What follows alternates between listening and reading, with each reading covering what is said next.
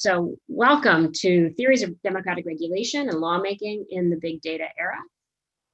You're going to have three wonderful papers. We'll begin with presentations by the authors of these papers. The first paper is by Aziz Hook of the University of Chicago Law School and Tino Cuéllar, both of Stanford Law and a justice on the California Supreme Court.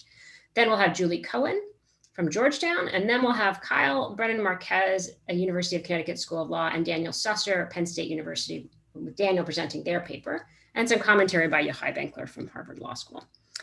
After each of the panelists gets about 10 minutes to discuss their papers and set them out, and Yochai has had some time to comment, we'll have a brief discussion amongst us, and then we'll turn to questions from the audience. So please feel free to add your questions at any point in the Q&A. You should see it in the bottom bar, on the bottom of your screen, and please include your name and affiliation, and keep those questions coming at any point where they occur to you. And I'm now going to turn it over to Professor Hook to talk about his co-authored paper. Thank you very much, Amy and Katie, and all the staff at Yale and the NICE Institute for putting together this terrific event. Tino Cuéllar sends his apologies that he is unable to be here today. As Amy mentioned, he has a day job that is more demanding than what many of us academics have to do. He apologizes for missing the rich discussion, and I promise to pass on all that I learn to him thereafter. One of the ways in which Amy and Katie have been very smart in putting together this conference is in putting this paper up front. That's not because it's a particularly good or particularly insightful paper, but rather because it tries to ask what I think is a remedial question, albeit a useful one, about the topic at hand.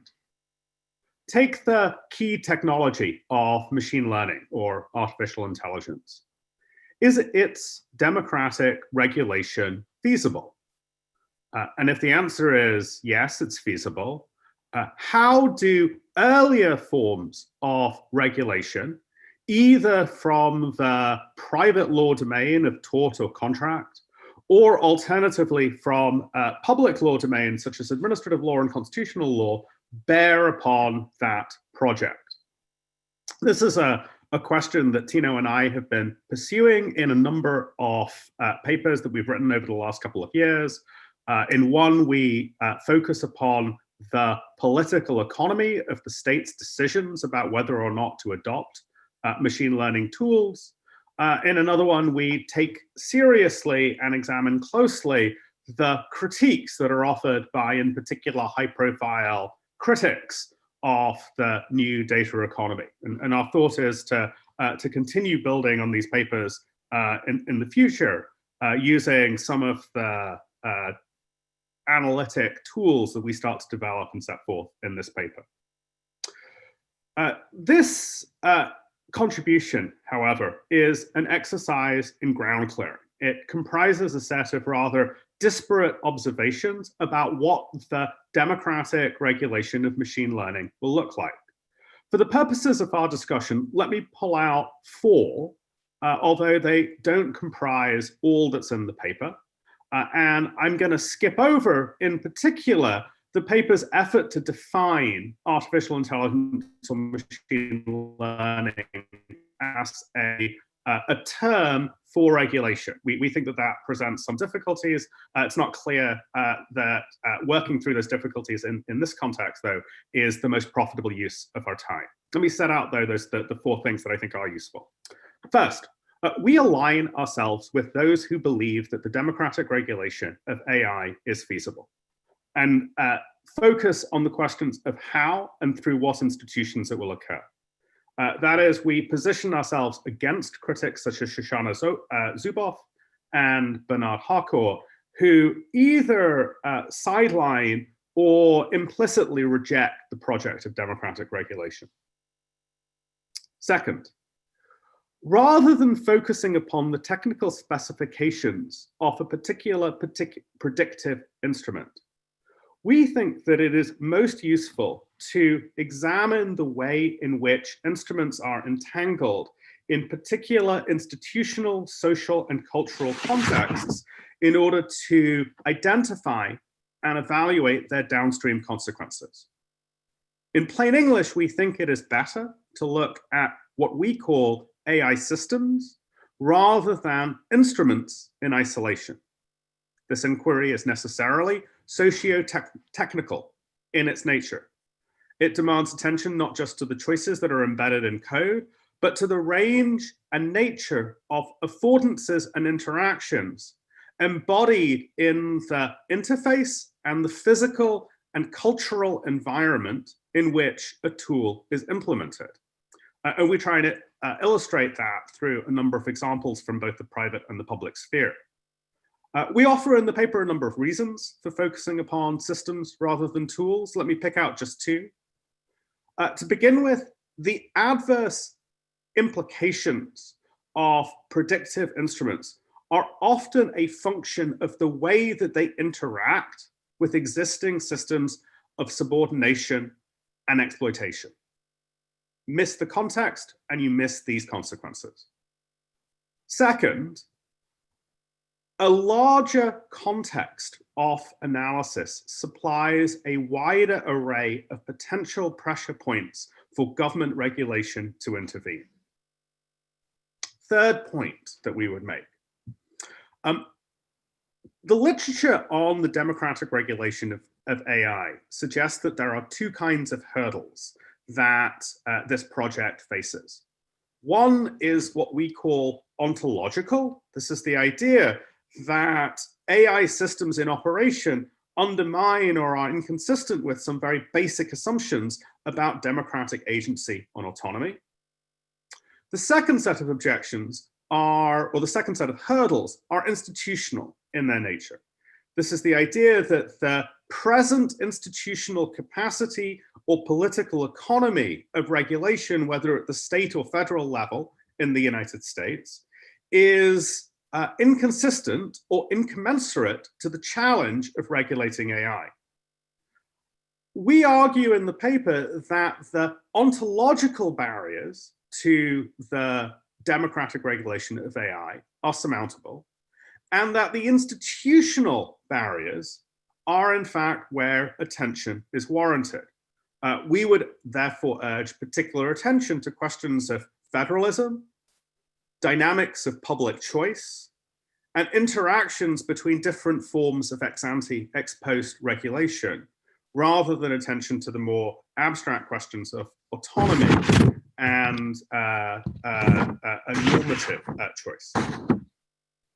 Our final point, and I understand that we have a limited amount of time to present. Our final point is that the governance of AI systems is not well pursued through the management of binary interpersonal relationships that we call rights. Rather than thinking about rights, we would urge that regulation of AI be framed in terms of policy choices. There's a number of reasons for this, but here's a couple of examples of why that illuminate why rights is not necessarily a tractable framework for the democratic regulation project. One is that changes to features of an AI system, such as changes to a reward function or changes to an interface, are almost always going to propagate complex and plural effects upon the whole subject population that is subject to regulation.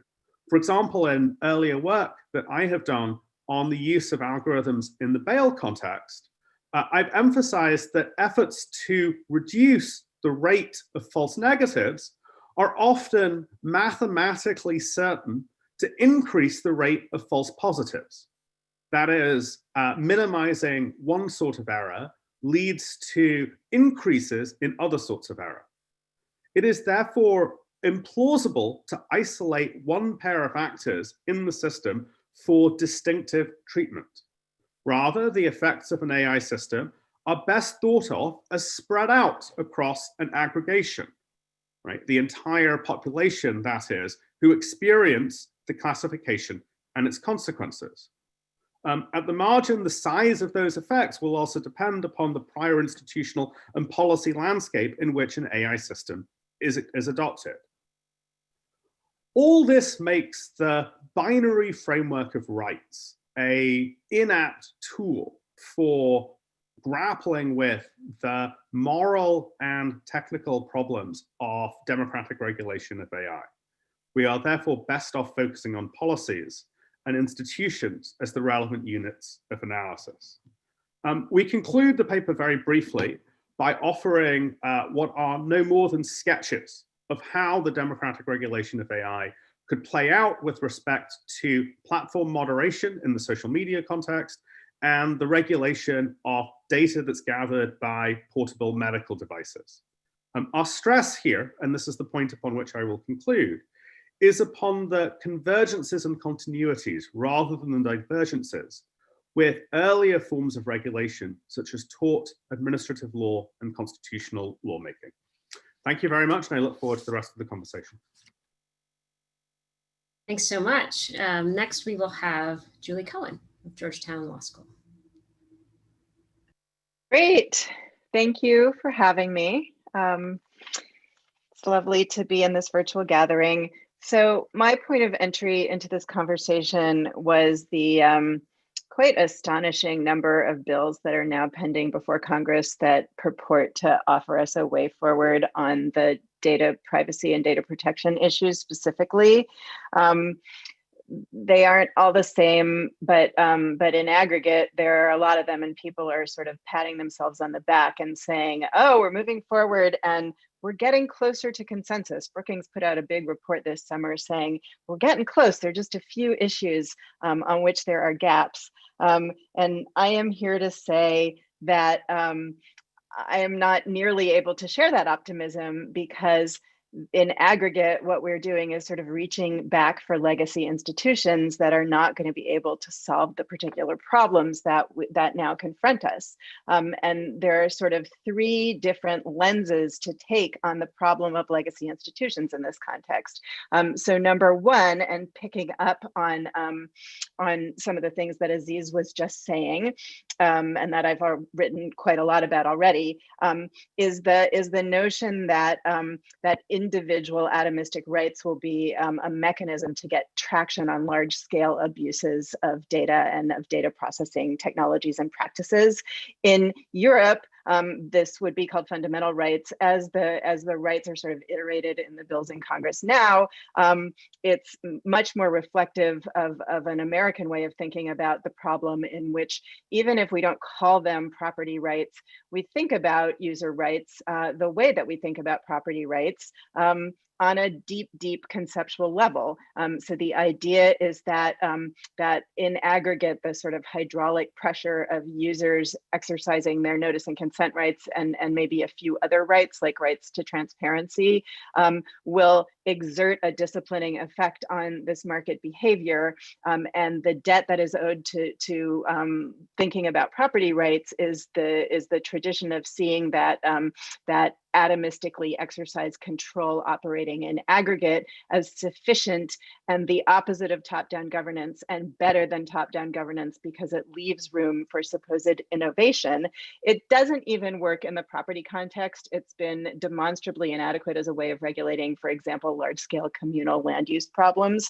And it's just kind of dreadful in the context of large information collection and processing practices that operate at scale, that are networked and massive and mediated by interface design that propagates throughout a network. And then we typically within our system compound the problem by styling exceptions using that property model. So if there's an exception for law enforcement or public health within a European fundamental rights way of thinking about governance, you would hand off the regulation to a different set of laws that is supposed to be protective of fundamental rights. But here it just seems to become a total handoff of control. So that's not going to help. But then it gets worse, right? So what's Maslow's hammer? Maslow's hammer is Maslow's Abraham Maslow, and he spoke about the tendency to conform all new problems to pre-existing tools. So if all you have is a hammer, everything looks like a nail. And if you've been used for decades and decades and decades to thinking about what you have as a hammer, you're going to be reaching for that hammer all the time, even when the problem's shape suggests that perhaps you're wanting, you know, a drill or a maze or a map or something completely different. We reach in this context in many, many, many of these bills for traditional regulatory oversight by the FTC, by the FEC, significant real regulators, but with major limits on their authority that most of the proposals just accept and bake in without question. In terms of the conceptual frame, the hammers are turning out to be, number one, the idea of trust, and number two, the idea of market dominance taken from the antitrust regulatory canon. And neither of those work terribly well in this context. Trust is a relational concept, and what you have here is mass-marketed, design-mediated relationships that are also, and importantly, standardized products mediated through design templates. It's not at all clear that we should use trust to talk about how we design our products, and indeed in many other contexts, ranging from you know, pharmaceuticals to the design of automobile safety features and elsewhere, we don't think about them that way. Antitrust is all well and good, and I wish we would have some antitrust oversight of the information industries, but antitrust is not the proper frame for privacy regulation, because in a situation characterized by networked flows, while you do have powerful hubs, you also have smaller nodes with the ability to leverage and game the power of the hubs. And you have sort of cascading viral processes that are able to sort of propagate themselves, even if the hubs are theoretically subject to some stricter rules. So we need a different frame. Compounding the problem with Maslow's hammer yet again are the sort of two default reactions of give the agencies more rulemaking power and tell them to bring more enforcement actions. But in neither case does one end up getting a lot of traction on the particular problems that adhere in this set of networked relationships as products. What is necessary is to give the regulators the capacity to, for example, do stress testing of large networked systems. In other words, it's necessary to talk about tools on the level of tools. But then finally, and most importantly, in these bills, there's an emptiness at the center. What's the mandate? Data protection is a procedural regulatory tradition. It talks about the kinds of consent you need to get, the kinds of disclosures you need to have, the kinds of transparency you need to have. In the European tradition, yes, it talks a little about limiting the purpose, presuming the initial collection was authorized.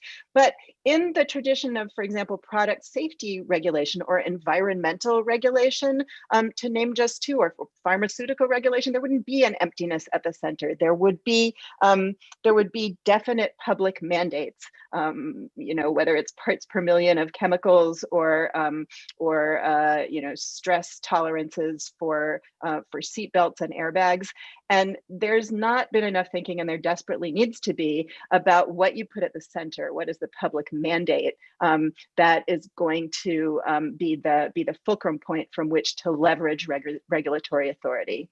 Then the third kind of legacy move in the data processing and data protection space is to get to the end, supposedly, and say, great, we've given people all these rights and we've let the regulators bring enforcement actions or maybe make some rules about what is meaningful consent. Now let's step back and let the system do its magic. But we have two problems, right? So there's big dispute about whether to give a private right of action or just to rely on public enforcement. But either way, there hasn't been a lot that would inspire confidence. So public enforcement has been fairly narrowly confined to sort of edge situations, but public enforcement tends to proceed now via this mechanism of the 20-year consent decree with ongoing compliance mediated by a host of third-party professionals, auditors, privacy certificated people, technology vendors, despite a lot of learning that tells us that by the time you mediate compliance behaviors through all of those intermediaries, what they're complying with when it comes out the other end of that process is going to look quite different, substantially watered down, and sort of managerialized in a way that comports with the goals of the regulated organizations. Private rights of action, though, on the other hand, encounter their own hurdles. By the time you get through all the restrictions that have been layered into the ability to assert and bring class actions, you have a set of institutions that favor sort of crisply defined atomistic claims that don't really speak to what the actual privacy harms are, compounded by structural pressures towards settlement at every stage, with the result that even if you win, you get in your email a notice that you can claim, say, for example, $12, which is it's taken from the notice I just got for the Google Plus class action settlement. And capital markets reward the fact that the settlement has been reached. The entity's stock price will go up once they agree on this payout. The data processing practices themselves don't change at all. Legacy institutions, in other words, are exhausted in all meaningful senses of that word. We've exhausted their capacity to respond to the abuses that we see in the networked information environment, and they're just tired. How to write a privacy law, I think, entails what you see in my background, right? Putting all the furniture in a corner of a room, stripping our legislative traditions down to the studs, and learning how to redraft in a way that speaks to the problems that we now confront. The centerpiece needs to be governance, and the centerpiece needs to be a public mandate. I favor this one, but we could argue about it, right? Mandatory standards restricting behavioral tracking and targeting, backstopped by core public competencies for standard setting, monitoring, and stress testing with sort of muscular audit powers. And then everything else flows from that, right? Meaningfully deputizing the intermediaries, attaching meaningful, substantial disgorgement and personal liability remedies. And user rights are not unimportant, they're crucially important to making people feel heard and recognized, but they flow, they're downstream from the public mandates. And that's as it should be if we want to have any governance in this sector at all. Okay, thank you. Wonderful. Thanks so much, Julie. Next, we're going to have Daniel Susser presenting his paper that was written with Kyle Brennan-Marquez. Daniel? Thanks, Amy. I'm going to share my screen as midway through my comments, I have some diagrams to share. So thanks to Amy, thanks to everyone at the Knight Institute for putting on this amazing event. Our paper was motivated by the growing body of scholarship advanced in part by a number of participants in this symposium that explores how digital platforms are transforming our economic and social arrangements. Specifically, we were interested in how the emergence of platform capitalism has affected the role of markets as the central institution for organizing production and consumption. As others have argued, the rise of platforms may mean the decline of markets, yet these changes are only in their early stages and the future remains uncertain. Our goals in this paper were to chart possible trajectories forward and to offer a framework for understanding and evaluating the governance questions they raise. Historically, markets have been justified primarily on two grounds. First, in contrast with other modes of economic organization, proponents of markets argue that they maximize freedom, enabling and respecting individual choice by ensuring that we have options from which to choose. Second, their defenders claim that markets are necessary for economic efficiency. They are, on this account, the only means of solving what is essentially a complex computational problem: how to optimize production and consumption to maximize scarce resources. Whether or not these claims were ever true, today the rise of platforms has placed them on especially uneven ground. The freedom story, which has long met with skepticism from different factions of the left, is now an object of increasingly mainstream critique. Platforms tend toward market concentration, and they create high barriers to exit, which is to say they often reduce options rather than expand them. Moreover, in a world dominated by information companies whose central business is surveillance, freedom in a deeper sense, freedom as the capacity for individual autonomy and collective self-government is under threat. Meanwhile, the efficiency story has also started to unravel. The notion that markets are necessary for determining the optimal allocation of resources is, in the end, a claim about information processing. And so as other means of information processing advance, the old so-called socialist calculation debates have been resurrected. Given developments in machine learning and artificial intelligence, we may soon reach the point, if we haven't reached it already, when computers can solve economic coordination problems just as well as markets can, rekindling excitement about certain forms of planning. So what does all of this portend for the future? To help conceptualize where we are and where we might be headed, in our paper, we put forward an analytic model that charts the nature and trajectory of different political economic arrangements along two dimensions: how much they prioritize autonomy and how much they rely on markets. Platform capitalism today still relies, at least in part, on markets, but as I've suggested, it undermines autonomy. Yet this combination, yes to markets, no to autonomy, is unstable and unlikely to persist. Rather, platform capitalism is likely to evolve along one of three trajectories. First, we could try to steer a course back toward traditional market capitalism by subjecting digital platforms to more robust regulation. This is the route that much existing scholarship tends to favor, re-emphasizing autonomy by cabining certain forms of surveillance. Of course, this route retains the downsides of markets, but it's at least attractive in a devil-you-know kind of way. A second possibility is that platform capitalism, left unchecked, could continue along its present path, giving rise to a social order that is neither autonomy enhancing nor market-based, something rather more like feudalism. For many, this would seem the worst of all worlds, a surveillance-driven order that is efficient, sure, but only benefits the firms in control of its digital infrastructures. Again, this may well be where we're headed, absent meaningful intervention. Third, platform capitalism could give way to a social order that is no longer market-based, but that by the same token enhances autonomy rather than undermining it. Evgeny Morozov and others have recently described this possibility as digital socialism. The idea here is not necessarily full state control over the means of planning, but rather whatever the exact mix of private and public elements, the main mode of determining which goods and services are routed to which customers would be some kind of algorithmic planning infrastructure rather than decentralized market transactions.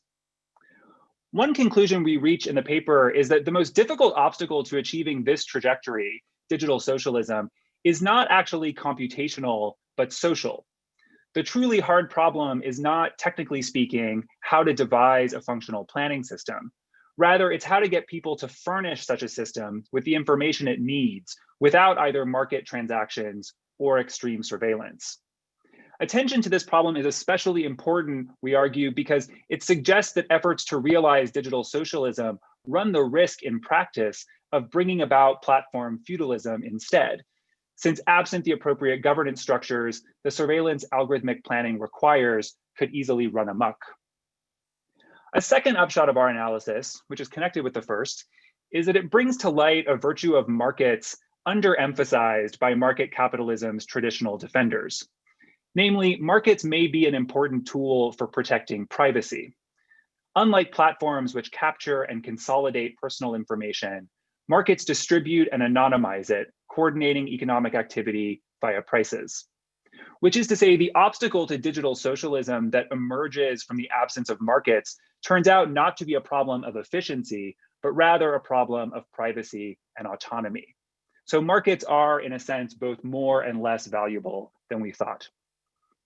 Finally, we also want to explore the possibility that we may not want to pursue any of the outlined trajectories fully, but rather stop somewhere along the way, creating a political economic system that combines the properties of more than one. A hybrid arrangement would raise a distinct but complementary set of governance questions, such as how do the benefits and costs of each system balance against those of the others, how we can understand these trade-offs in particular social contexts, and what is required to stabilize a blend of markets and algorithmic planning to prevent it from devolving into one extreme. While we don't fully answer these questions in this paper, we hope our analysis makes the questions themselves clearer and illuminates what's at stake in getting them right. Thanks.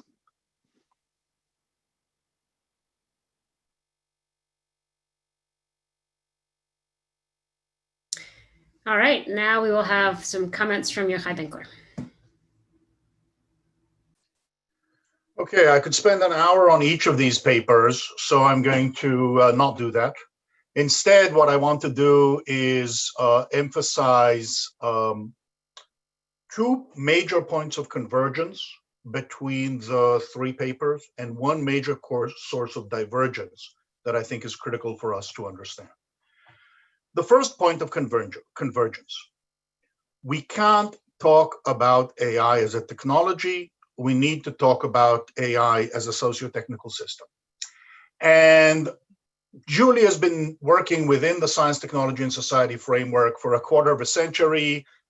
This framing was central to the deep analysis she provided in Between Truth and Power. You really want to see the difference between that around specifically this question and Zuboff. You should read Amy's review of Cohen and Zuboff next to Side by Side. And this, of course, shows up in her contribution here. But the same is true also of Aziz and Tino's paper, which very specifically and explicitly says, focusing on the AI system as a system embedded within an institutional setting, like Midas for poverty, like bail determination, policing. Similarly, Carl and Daniel cite Julie's specific frame. So this is central. I'd even double down and say that the only thing we should be considering are historically specific social relations as they are shaped by the interaction and the social and material constraints. That is to say, the institutions, both law and norms, the technology, nature, all combined together to understand the component. There's no law and political economy of technology. There's no law and political economy of law. There's always and everywhere an integrated set of social relations of production as structured by social and material constraints.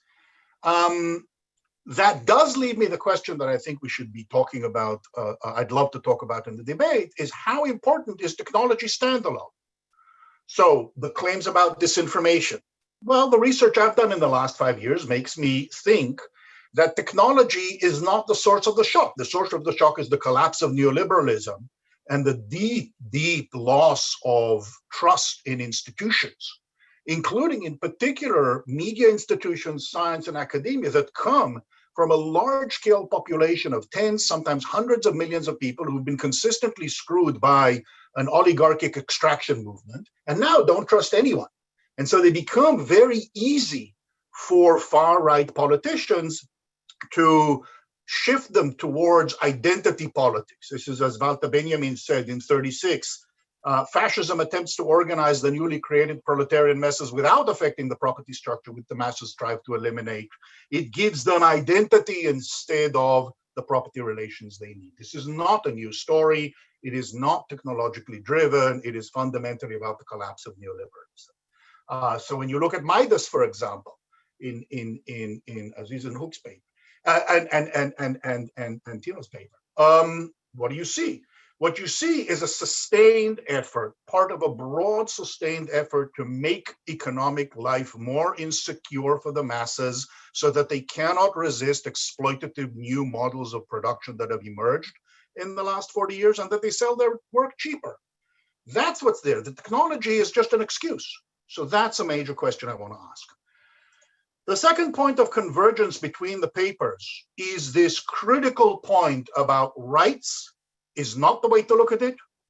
Policy or democratic governance is the way to look at it. And again, here, Aziz just spoke about it so clearly.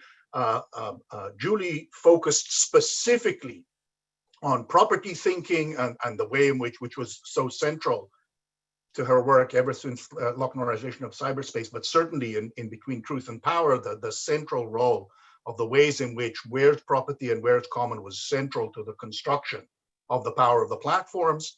But the critical point here is the acceptance of the idea that it's impossible, that it's simply not relevant. Let me just focus it here. All the decisions that are useful need to be at the system level, not at the individual binary level, so that rights simply can't comprehend the right level of decision making, and therefore can't locate power where it needs to be at the right level. And I had a whole bunch of things here I wanted to quote from Julie's paper on it, but she put it so clearly that I won't.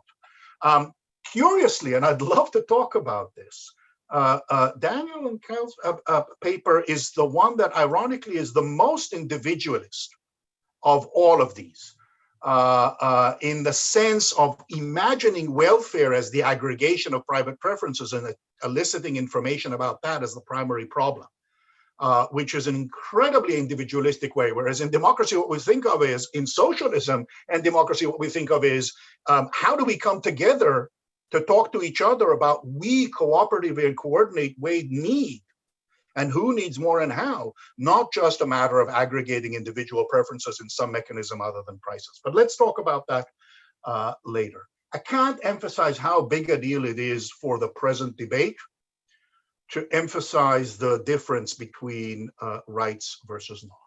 This leaves us with the primary division between the three papers, which is what is the mode of governance, and they all spent time on it, so I won't do a lot of it, just highlight it. Aziz and Tino call us not to despair from public governance, but then they want us to adopt not a single entity, but to work through in local areas how things should be done in specific legal regimes. Julie, by contrast, tells us that's Maslow's hammer. Every single place that will work with, people will bring what they already know how to do, instead of trying to do everything from the start. And instead, she invites us to focus on how we construct a public system, learning from existing public systems, be they banking, be they pharmaceuticals, that include rich public mandates, measures of auditing, measures of collecting information, measures of acting both collaboratively and not as the model. Whereas Daniel and Kiel really are trying to push us towards a completely different model that is not state-based, but rather this model of platform that clears the relations. And of there, I worry that there's the question of where power resides. Who will end up controlling that platform? Will itself become the new mode of control? Whether it's in Michel's iron law of oligarchy or Joe Freeman's tyranny of structuralists, we know that this is the problem. So 10 seconds to finish is essentially this. The problem we have with designing all of these governance systems is that state, market, and social relations have all done some things well and other things poorly, have all been subject to new models of power and control over power. And the problem, whether it's the stuff I did on network pragmatism, whether it's democratic experimentalism, the basic problem of governance is to try to create a sufficiently adaptive, sufficiently flexible, sufficiently aware of its own consistent failure modes to come together and build such a system from the start. And that, to me, is the core challenge.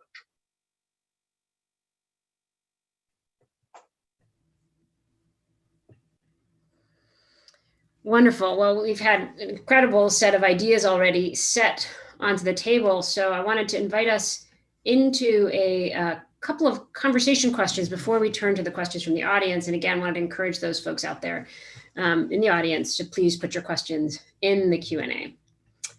So I thought I might pick up where Yochai left off with a couple of questions about how to think about where we might intervene, sort of given the very rich picture, particularly in Julie and Aziz and Tino's paper on the systemic nature of kind of whether it's platform power or power in the kind of digital data intensive age.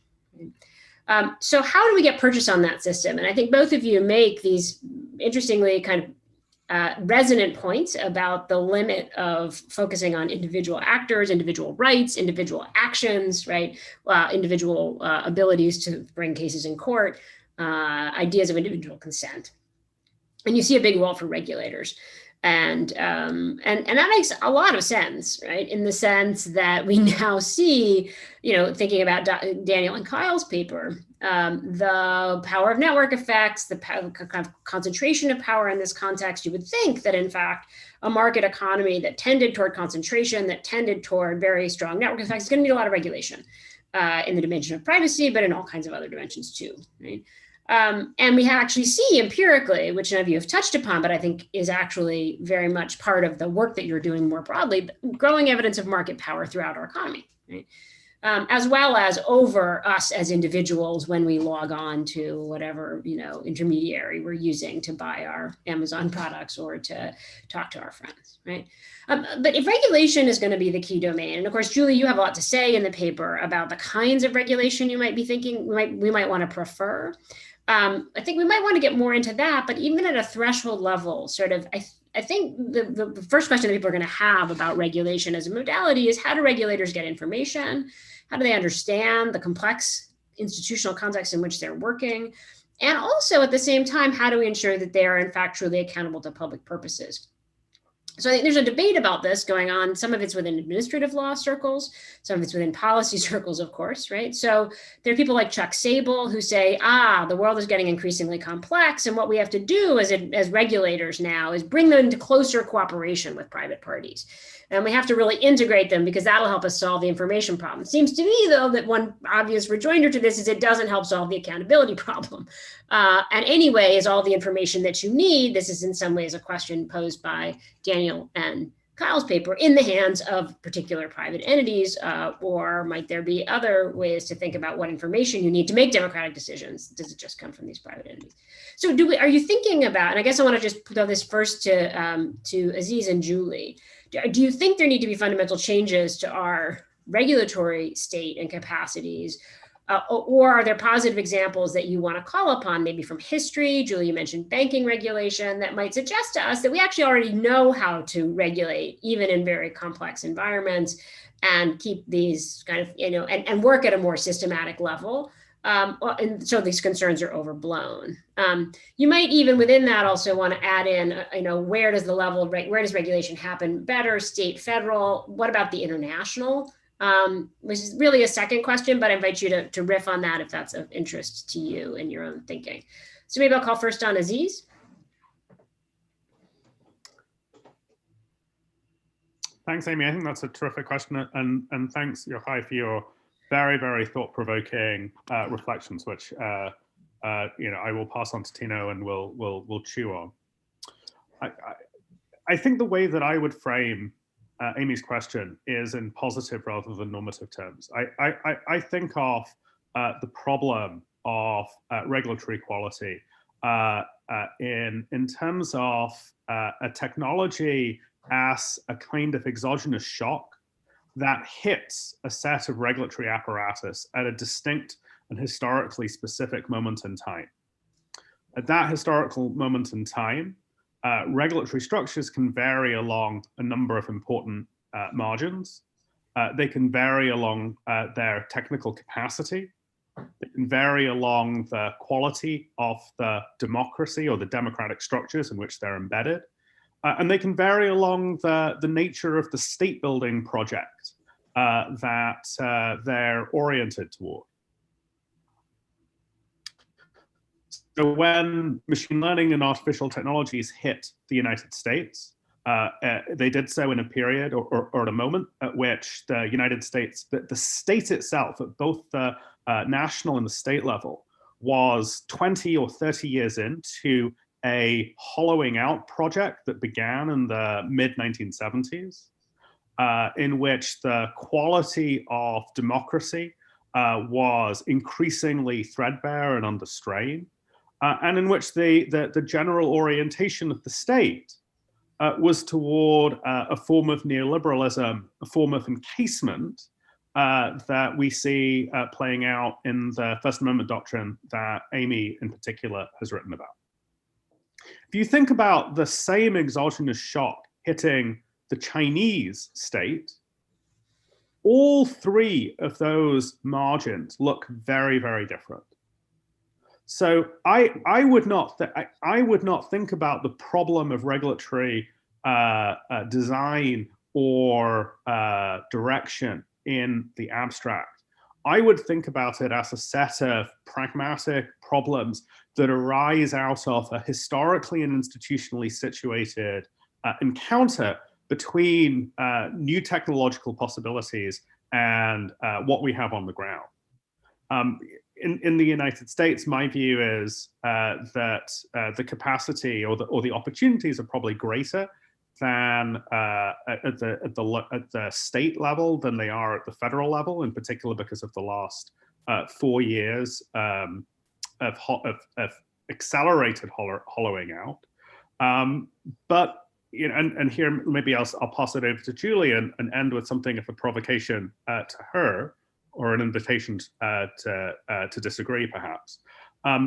In my view, it is difficult to grapple with the problem of democratic regulation in the abstract, and to ignore the state of play of regulatory capacities, and to think that regulation can be imagined from the ground up is to me a less than ideal or a less than plausible strategy for finding productive ways forward. Julie? So thanks, Aziz. So it is absolutely, so I absolutely agree that one can't imagine democratic regulation in the abstract, but I absolutely disagree that new technologies hit regulatory structures and cause exogenous shocks. And anybody who's a practicing lawyer, right, should know better. They don't come from out of the clear blue sky, right? All of these folks had lots of lawyers, and the technologies take the forms they take in part because they have been designed with lots of legal advice to exploit existing legal forms and structures. Small example that is not anything to do with what any of us have been talking about, but the appropriation by basically all of big tech and venture capital of a dual tier stock ownership structure invented in the mid-70s to solve a discrete problem of taking a family-owned company public, and has resulted in the retention of outsized voting authority by founding innovators and funders, so that the capital markets can't discipline these actors in any meaningful sense. That's not tech hitting regulation as an exogenous shock. That's tech leveraging pre-existing legal structures. And in the same way, tech has leveraged pre-existing capabilities and blind spots of the regulatory structures that we have. By reinventing regulation from the ground up, I don't mean let's sit here in a blank room with nothing on the walls and synthesize a new regulatory regime out of thin air. I do mean that you need to go back to the studs, right? The administrative capabilities that we have now were largely created to solve a particularly salient set of problems in the early part of the 20th century.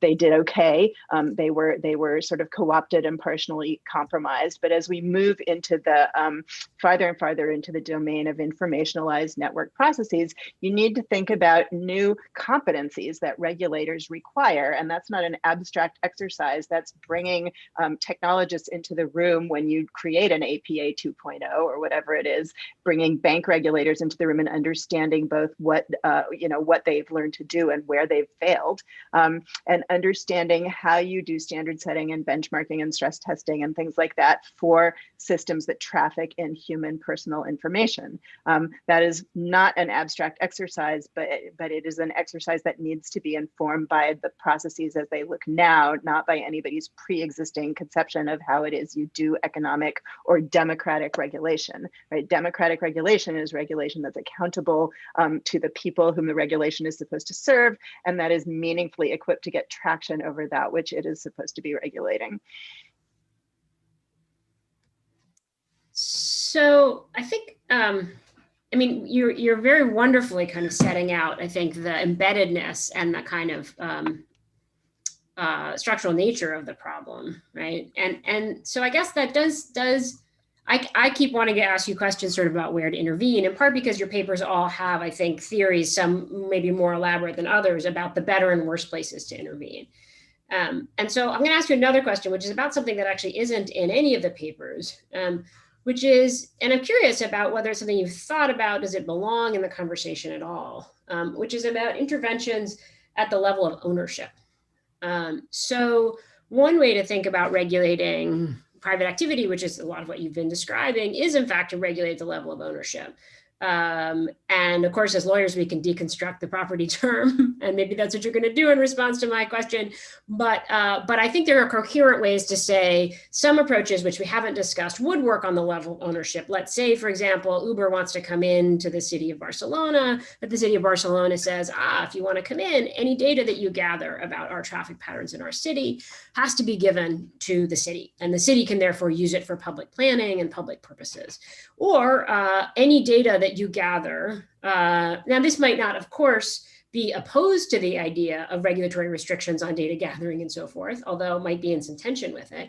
You can certainly have both, but any data that you gather has to be given to competitors, and or has to be given to public entities. So if you're a medical device, company, or you're gathering health data, that health data has to also be given over in some specified way to the public to be able, and that's a different sort of theory of building public power as opposed to sort of trying to regulate private power.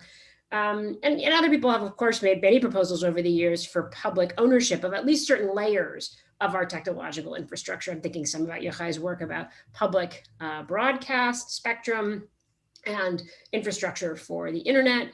That's obviously only one layer that we could be talking about.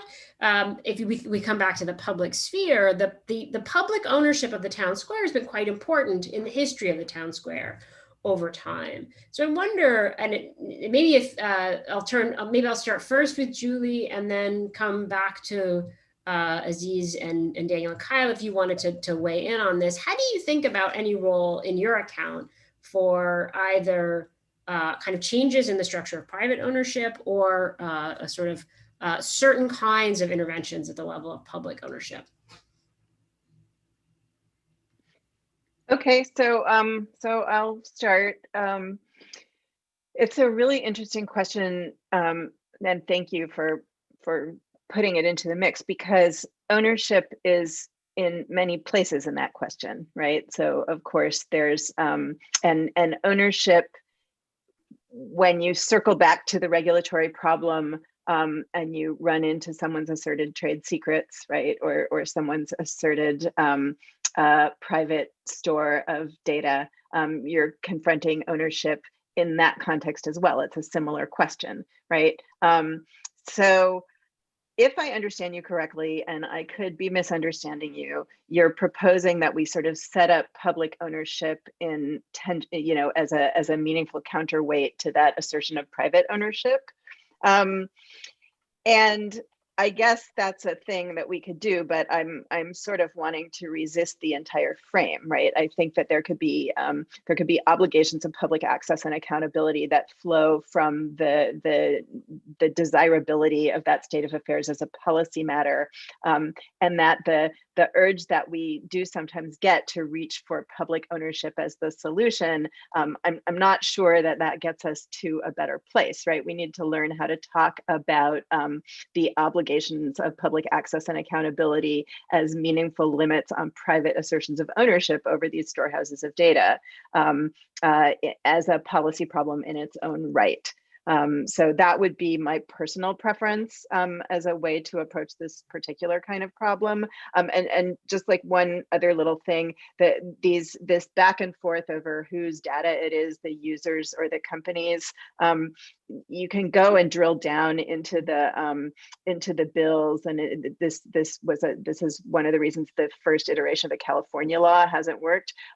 There's never any clarity around who owns the derived or synthetic data that's constructed based on inferences, and that's always sort of, becomes a reason to withhold the sorts of disclosure that the laws were intended to provide. But if you take the public disclosure and accountability lens, it's the same no matter what the data is, right? There needs to be proper accountability. So I just prefer to get outside the property frame more decisively.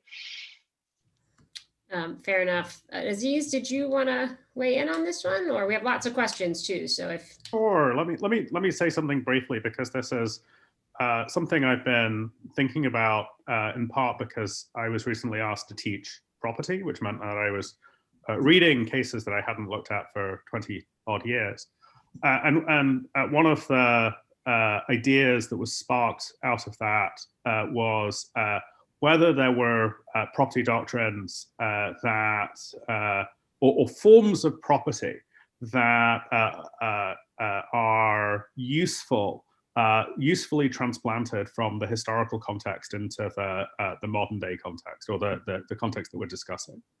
And one that I've been toying with, whether for a paper or perhaps unfortunately for my students, an exam question, would be the transplantation of something called the public trust doctrine into this context. The public trust doctrine was a common law doctrine to the effect that particularly submerged lands or littoral lands, beaches and the like, were held in common for the public, often with a set of use rights that extended over adjacent private property.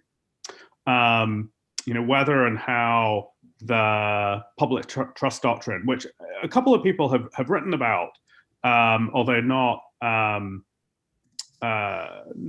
in the richness that Yochai has addressed some common forms in his writings about 6 or 7 years ago, whether and how earlier forms of property understandings of that kind can be transplanted forward, I think is certainly worth talking about in respect to at least some forms of data.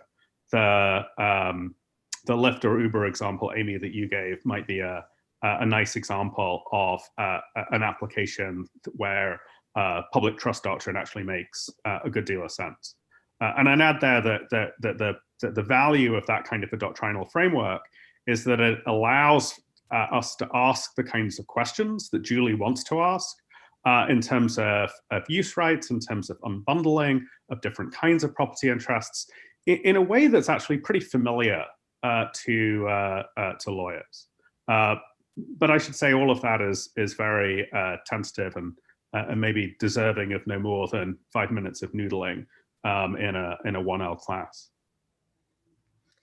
I think Kyle has some thoughts on this. If we can switch over to him for a moment. Thanks, Aziz. Sure. So, yeah, I think it's a great question and really dovetails quite nicely with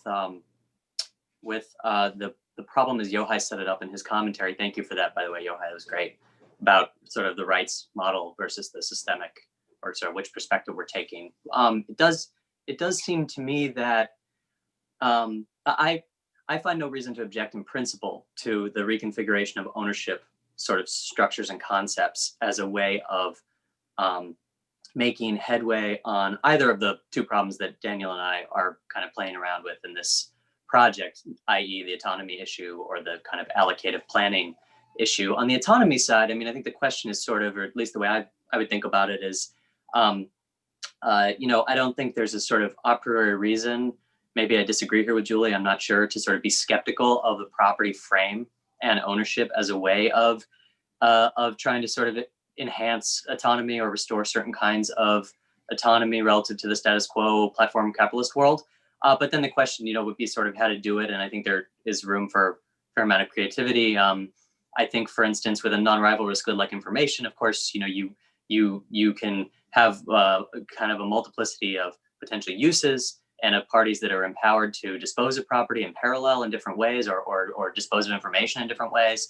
But you can also, I think, kind of turn the traditional anti-commons problem or the sort of, too much veto power in the system on its head and actually weaponize it as a feature rather than a bug, right? Because there's some kinds of governance environments where the problem is in some respects that things are just moving too quickly and that powerful actors with concentrated types of information are able to wield that information far too frictionlessly in different ways. And that if you just disperse the kind of property style interest that that individuals and or collectives have over the information such that you create a kind of anti-common structure on purpose that puts roadblocks or kind of veto bottlenecks in place, you might actually make sort of structural headway on the problem as such.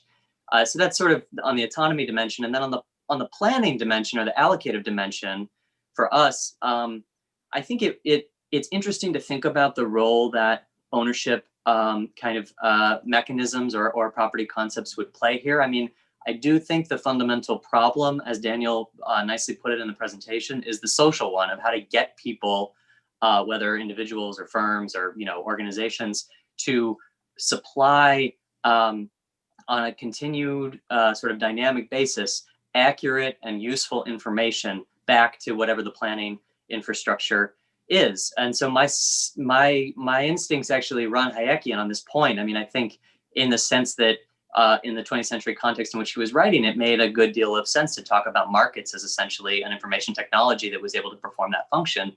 We don't necessarily need that anymore, but we do need to figure out how we're going to encourage the right kinds of information to surface in the right ways. And I think, distributed ownership, dispersed ownership, ownership in parallel, or kind of reimagining ownership ideas and property concepts might be a way to create the conditions of that. And one last thing I'll say just on that point is to sort of push back slightly or respond to one of the things that Yochai said in his commentary. I think one of the reasons that Daniel and I, he may have things to say about this later too, but at least for me, why I'm inclined to sort of take the individual frame in the way you were describing is not so much because I think that the individual or the rights layer is always going to be, or even predominantly, the kind of relevant layer for making sense of these broader governance questions, but instead that I think there's a risk to the extent that we move rightward on the Cartesian planes that we were looking at, that is away from a market style solution to the allocative problem and toward some kind of planned solution, mediated by algorithms with some mix of private and public ownership or infrastructure. I think we have to worry about certain kinds of gamesmanship and obfuscation and other kinds of informational or disinformational strategies that individuals will partake in. It could be as simple as just sort of arbitrage, but it could also be as complicated as certain kinds of deception and manipulation that are designed to sort of thwart the planning infrastructure to the benefit of particular parties. And if that's the central problem, then you have to govern with that set of dynamics in mind, which sort of requires a certain kind of attention to the individual layer, in addition to the systemic layer. It's not that we should only be focused on the individuals, or at least that's the way that we have been thinking about this kind of feedback infrastructure question. So I'll leave it there for now. Can I just circle back on that? So and briefly, I wanted to get in a word too. So okay, I love your paper and I love the graphs, but the form of that answer is making me thinking that even though we all love our 2x2 matrices and our 4-quadrant graphs and stuff, it's kind of n-dimensional chess you want, right? Because there Another thing that information technology could get you is different ways to leverage transparency obligations, right? But then you're out on a z-axis or in some other dimension that desperately needs to be part of the problem solving around how you end up in which quadrant, but is really hard to draw on a piece of paper. So just for whatever that's worth. Nice point. Yochai. I just wanted a small thing, which is the kind of question you ask, how to think about ownership, needs to be addressed in a similar way to which the exchange between Julie and Aziz was earlier about technology. That is to say, whether you think that technology is exogenous or whether you think it's endogenous and a function of the rules. That was the debate between them, but they all agreed that weaving it into a particular society with a particular set of institutions will make a big difference. The same is true for the question of ownership. Ownership comes with, it's a frame. There are things that go together and things that don't go together. There are legal doctrines that go together. Aziz responds with his first year property course. We talk about commons. And even that question is not the same in every different country. And so the answer always has to be functional. What does this frame do in this society, given the limitations of its institutions at this historical moment? And that's the only way to answer it. There's no internal way to answer it. That's all I had to say. So we could go on and talk about this institutional moment and how to think about that question in this institutional moment. That's kind of where I would go next with that question. But I wanted to instead to ask one more question just to get a little bit of chance to explore Kyle and Daniel's really rich paper before we're going to turn over to the Q&A from the audience. So I was actually most intrigued by the bit at the end of your paper where you talk about the possibility of thinking about hybrid forms, where some parts of our economy, society may look like digital socialism and other parts may look like digital feudalism, I guess is the implication. But maybe the hope that there's still other quadrants available to us, or in Julie's world, other dimensions. And probably I find that interesting and appealing as a really important thing to think about is how much of the field that I work very heavily in, which is healthcare, actually already looks something like the digital socialism I think that you have in mind. And it doesn't actually have all the problems, I think, Kyle, that you're kind of so worried about with respect to sort of individual preferences and revealing individual preferences. It's got all kinds of problems, including people trying to game the system. But the kind of basic structure of setting out an entitlement. This is obviously not exactly the United States that I'm talking about, but healthcare as it's structured in many industrialized countries, setting out an entitlement, deciding effectively by the design of insurance schemes, whether public or sometimes public and private, what kinds of goods are going to be purchased and going to kind of flow through that system, what kinds of medicines will we get, what kinds of healthcare will we get, allocating entitlements, not very substantially based on market ability to pay. Again, very wide dimensions to, how far along that scale of, let's say, free from market transactions or not they are.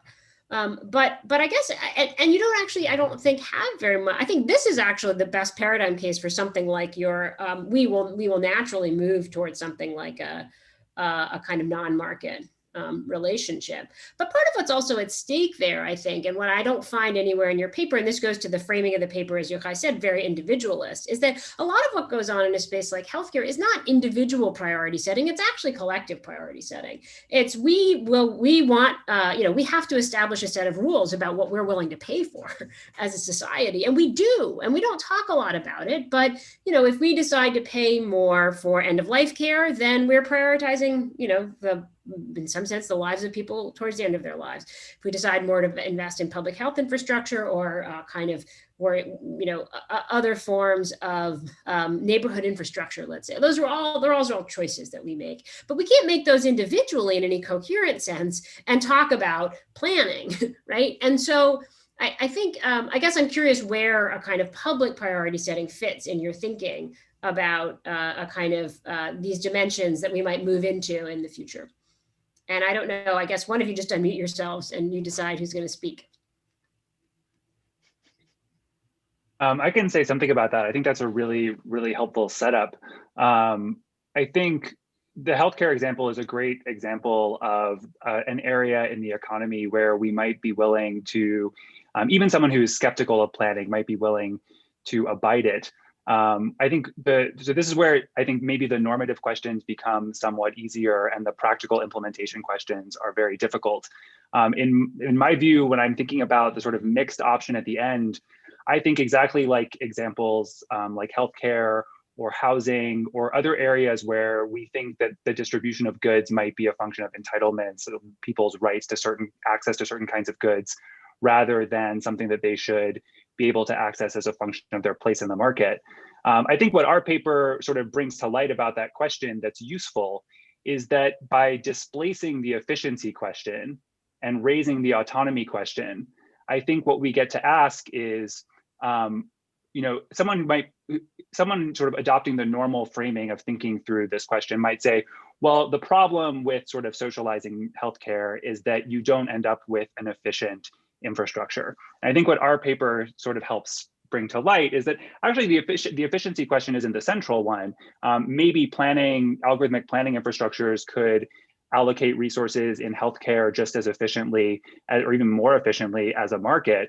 The question is, are we willing to sort of entertain the kinds of surveillance that are required in order to get information, even in a healthcare context, about what kinds of care people need, what kind of care they might need in the future, and so on? Like, are we willing to let that information about us flow to whoever controls a platform? And in my view, like, I think certain cases like healthcare are places where we might be perfectly willing to let go of some of our autonomy claims and be willing to sort of sacrifice individual privacy in favor of a planning option that gives us, goods that we think we're entitled to. Because, maybe a system that sort of algorithmically plans healthcare is one in which we have fewer options, perhaps, and so there's less expressed in our choice amongst those options, and so the data that's captured is less revealing about us and less interesting. And maybe we're perfectly happy with that. And I can imagine other contexts in which, the sort of mirror image of the healthcare case, instead of a set of goods that are super essential and therefore we might be entitled to, we can also imagine cases where the goods are super trivial. If Amazon can efficiently plan the distribution of toilet paper or something, and I am deprived of the option of 12 different brands of toilet paper, but and I have to sort of give up my privacy a little bit, allow data to be captured about the amount of toilet paper that I consume and so on. I'm perfectly willing to give those things up and just let Amazon or whoever, solve the coordination problem of delivering those goods to us. So I think the mixed question is really, I think, an interesting question for thinking about where our normative priorities are. How you implement it, I think, is the harder thing. And for the people who got drafts of our paper in advance, noticed that that's where we sort of stubbed out the end and had very little to say in our existing draft. So we look forward to thinking this through more carefully for the final draft. I think it's a wonderful answer, and I think drives home some of the methodological individualism in your point, because I guess part of what I was trying to raise, and we'll continue to discuss in other forums, I think, is if you're imagining whether it's toilet paper or healthcare being distributed by, an entity that's paid by taxes, then where is the collective point of decision making about what kinds of ways we want to spend our money? In healthcare, you could spend infinite amounts of money on one particular person to try to extend their life. I presume that's not what we would imagine, and it doesn't have to do with their, with getting their preferences right. It has to do with having to make collective decisions. Okay, Yochai wanted a kind of 2-minute intervention, and then we'll turn to the questions from the audience. A couple of different things. First of all, it's really important to do comparative institutional analysis. There is no place where Friedman's world is anything other than a platform for the misery of tens of millions. Right? The only place in the world in which we have real Milton Friedman-based policies is the United States, where we've had declining productivity growth, stagnant or falling median wages, massive extraction by an oligarchic tiny minority, and higher markups, higher concentration, and less efficient markets. So what are you comparing to? Now, it's not fair to just cabin public health as one thing. Let's talk about labor markets. Let's go to Denmark and talk about flexicurity and coordination. So you've got a large and powerful government, you've got large coordinated industry organizations, and you've got over 80% of the population organized in labor, together with legislation coverage of about 90% of the population. They come together, they continuously ask and query in cooperative conversations, where's the world going? It's a global world. How do we make money for this country of ours? And then the largest industrial union says, we got to get more into robots because we have to compete with whoever else we have to compete. But they're comfortable that the distribution will happen in a way that is more egalitarian. That's how the core labor market. And if you want to talk socialism, the basic question is not how we allocate efficiency. The basic question is how we organize the social relations of production. These are questions of production first and foremost, and there you have a model of a social democratic country that actually structures things based on high coordination, high symmetry of power, and continuous conversation. Doesn't have any problem. You want to compare productivity growth, median wages, allocation efficiency, and autonomy in Denmark versus the United States, by every metric, whether it's education or human development or intergenerational mobility, they beat us. Great. So we have some wonderful questions from the audience. I'm going to do my best, since there are too many of them for us to cover, to try to synthesize some of them and pick ones that touch on things that we haven't really discussed yet. One, and I think is a very discrete question for Julie. It's actually the first two questions where people really wanted you to say more about whether stress testing would work. Would it work in the context of smaller companies? How do you think about, in a way, a bigger question there. Your critique is very much about the broad nature of the kind of power. You can't isolate particular individuals, but something like stress testing seems to imply selecting out the most important actors. And how do you think about generally making stress testing work? So, first of all, in order to have stress testing, you have to have an understanding of what the stressor is and what a crash looks like, right? Or what a failure looks like. We're seeing some of the failures right now in, for example, with the pandemic video, right? I would argue that's a failure, right? And if there were going to be kind of systematic, circuit breaker designed to interrupt virality, then you would want to stress test that, and you would want to get technologists to help you figure out how you stress test that,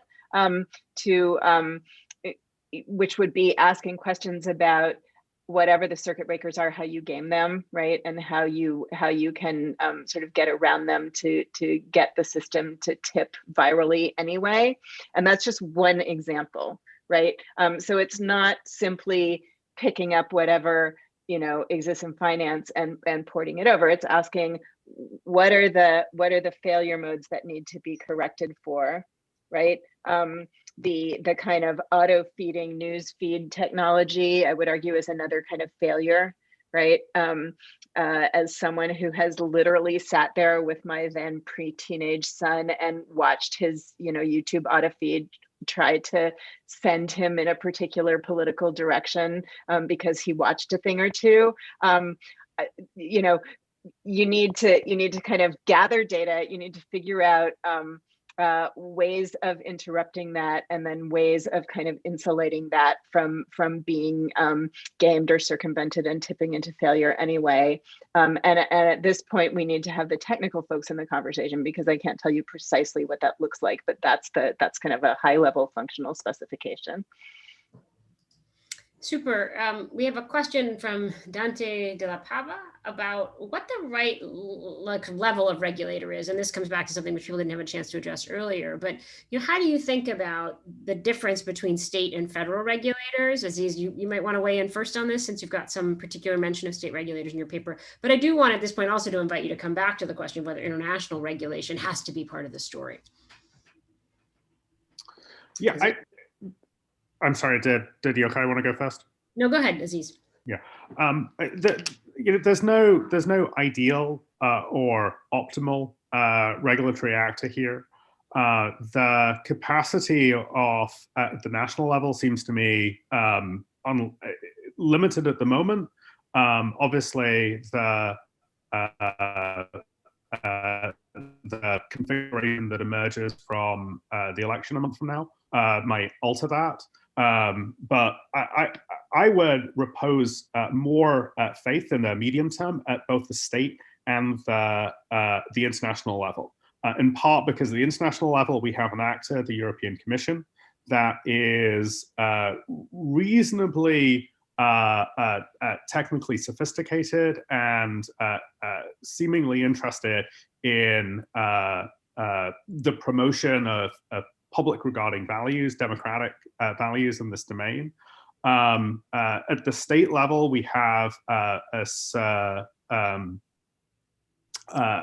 Keats-Citron has pointed out, actors at the Attorney General level who have been effective in the privacy domain. I don't see any reason why they can't be effective with respect to data regulation.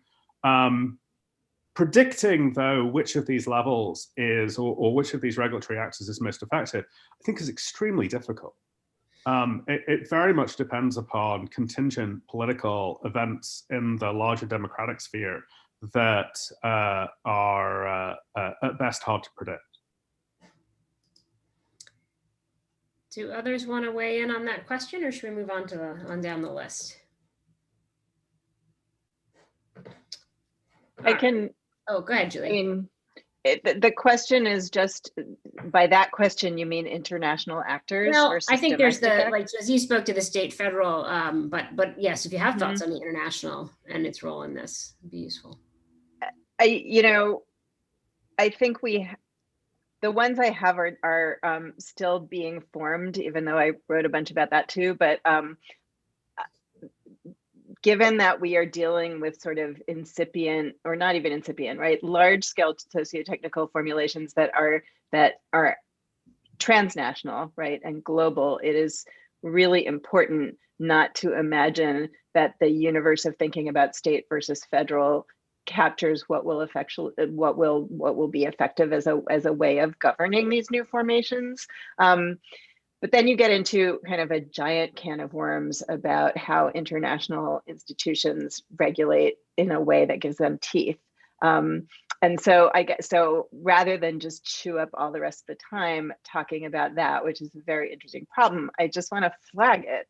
Right, you don't have kind of the top-down hierarchical options in global spaces, and so we need to think a lot more carefully about kind of network making and standard making in transnational spaces, but might be able to use some of the same governance tools if we could figure out what those would be.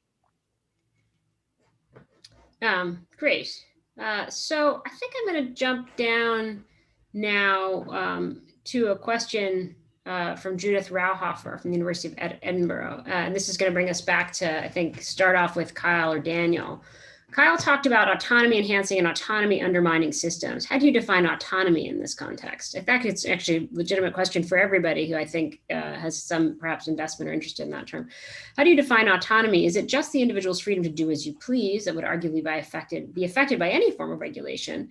Or should we view it rather as a more holistic concept of freedom that might actually be enhanced by regulatory interventions that are ultimately designed to strengthen the individual's position in asymmetric power relationships? I think I'm going to defer to Daniel because he's the expert on the relationship between autonomy and manipulation, which I think is the kind of a key question as we think about this in the actual institutional context. But I think the short answer to the question as posed is it's got to be a more holistic account. And in particular, there has to be a worry about the way in which the arrangement of platform infrastructure and its sort of attendant, capacities for different actors, individual and institutional, to kind of fundamentally manipulate the environments in which other people are interacting that makes it necessary to have some form of intervention to guarantee a basic layer of autonomy. But Daniel will have more to say. I mean, I'll just say briefly, yeah, we have a sort of a long section in the paper that deals with this. And I think it's a really interesting question. It's one of the questions that prompted my own interest in the project. I think the traditional sort of defenders of market capitalism who defend it on the grounds of it being a freedom promoting way of organizing our social and economic life, I think the Milton and Rose Friedmans, the Hayeks, et cetera, they have a very thin negative conception of freedom in mind when they make their arguments. So they think of freedom, not autonomy. They think of sort of a liberty conception of freedom as the sort of like unencumbered, uncoerced ability to sort of voluntarily enact one's own will. I think one thing that comes out of our paper that's really interesting is that markets actually might be a useful tool for protecting autonomy in the deeper, richer, positive sense of being able to make individual, independent decisions and to sort of enact those decisions in the world. And I think there's a huge, rich literature on the relationship between privacy and autonomy. There's also a critical literature on this that Julie can talk about. But there's a whole slew of arguments that argue that privacy is a precondition for autonomy understood in that richer, positive sense. And so one sort of upshot of our argument that I think is interesting is that while I think a lot of the commentators and critics who have argued that we ought to reimpose sort of privacy preserving regulatory mechanisms in order to sort of safeguard the market. And this I take to be sort of Zuboff's angle, which she doesn't really commit to in her book, but if you listen to interviews with her, she sort of seems to think that reintroducing really robust privacy mechanisms will enable sort of the return to a friendlier form of market capitalism. And I think our argument actually like reveals the reverse, which is interesting, which is that markets might actually be an interesting tool for privacy insofar as, unlike planning systems, they don't require the sort of consolidation and processing of lots of information in a central place, and therefore give a kind of panoptic view of our lives to the people who control those infrastructures. I mean, I think some people may have read our paper to mean that to say that we are sort of more enthusiastic about markets than maybe we are, or at least I am. I'm not sure I want markets to be controlling all of that much, but I think it's interesting to think about them as useful in this one respect, precisely because it highlights their value for a richer form of privacy than the staunchest defenders of markets themselves have sort of put forward in the past. Great. I know Julie, who's written some on these questions, wants to jump in for a minute. So what I actually wanted to say probably isn't going to help, but it's interesting to think about autonomy as it might play out within structures for administrative governance, instead of just coming back again and again and again to the various relationships between autonomy and markets. I think there are some kind of deeply incoherent ways that we think about autonomy kind of vis-a-vis administrative governance. And so, but it kind of all cashes out in terms of being really sure that whenever you're treated as part of an aggregate, you're being treated like a number. And so the key to solving all of these problems is not just to make sure people have privacy, but also to give everybody the right to a human decision maker and to give everybody the right to individual treatment. And it is to say the very least, not at all apparent to me that scales in the way that it needs to have functioning systems of governance capable of sort of countering the very immense agglomerations of power that are now emerging, which might mean, right, that we need to start thinking about autonomy in some new ways as well, right? So, so maybe you design in a level of sort of obfuscation for individual people, right? But then that's what you get, right? Like the ability to exact individualized treatment cannot be limitless. And that makes lots of people, including me, as I'm saying it, really deeply uncomfortable, but I think it needs to be on the table. Okay, a last couple of words from Yochai and Aziz, and then we'll wrap it up. So autonomy.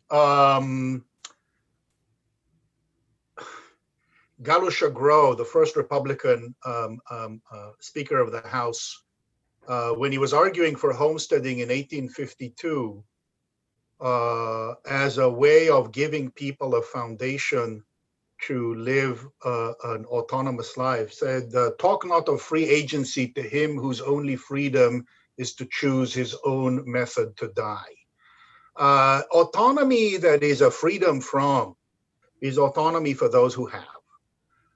When W.E. Du Bois wrote about Black Reconstruction and about the absolute core understanding that if you are going to actually have free human beings, then you need to redistribute the land of the plantation owners to the workers who worked there. It was precisely because the understanding of freedom was that it was meaningless without the means to become autonomous and free economically. So central to autonomy is the ability to act in the world in practice. Law, whether it's property or contract or whether it's industrial regulation, are not the sole source or even the most important source of constraint. And so any focus on autonomy that is purely about freedom from the state almost always results in the subjugation of some by others. And so if you want a thick conception of autonomy, it always has to be, what is the practical freedom of people to know, to desire, to think, to want, and to act on that? All constraints combined, all social constraints, all ideological constraints, and all technical constraints combined.